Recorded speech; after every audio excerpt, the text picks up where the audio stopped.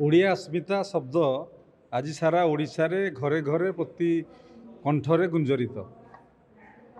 से आधार रे आज मधुबाबू जयंती अवसर में पल्ली कवितार ओडिया अस्मिता शीर्षक आज आलोचना चक्र दिन भर चलो। ये आलोचना चक्र महत्व बढ़े देती जिते बड़े ये आलोचना चक्र रे जो माने यूनिवर्सिटी कॉलेज रे पाठ पढ़ुचंदी गवेषक एवं डॉक्टरेट पाइथिबा छात्र माने एवं साहित्यिक नाट्यकार कवि सिनेतारका संगीत निर्देशक एवं कंठशिल्पी समस्त एकाठी होती किभली भाव में ओडिशार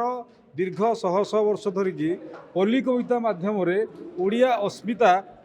प्रभाव आज पर्यंत बढ़ी चली से विषय को आज आउ थे उपस्थापन कराई एक अभिनव कार्यक्रम निश्चिंत भाव में ये भलिया कार्यक्रम नुआ ओडिशा गठन में सहायक हम एवं नुआ ओडिशा विकसित ओडिशा रे ओडिया अस्मिता ही निय हम। मधुबाबू आमर सत कथा कहवाक गले जो विभिन्न प्रकार जाति प्रथा अछब प्रथा मंदिर को जापरनी ये पारनी ये से बीतस्पृह थिले से से ख्रीस्टियान होते किंतु तांकर जगन्नाथ प्रति अगाध प्रेम थिला अगाध भक्ति थिला। आमर जितेबले जगन्नाथ सेवा को नहीं गले ब्रिटिश माने सेतेबले राजा को कला पानी दंड होता है आउ नाबालक राजा था तेणु महाराणी सेतेबले जाइकी मधुबाबू को कहले जे ब्रिटिश नहीं जाउछंती श्रीमंदिर नीति नियम सेवा नीति की तेणु आ विषय गोटे केस करवा तेणु मधुबाबू से केस टी लड़िले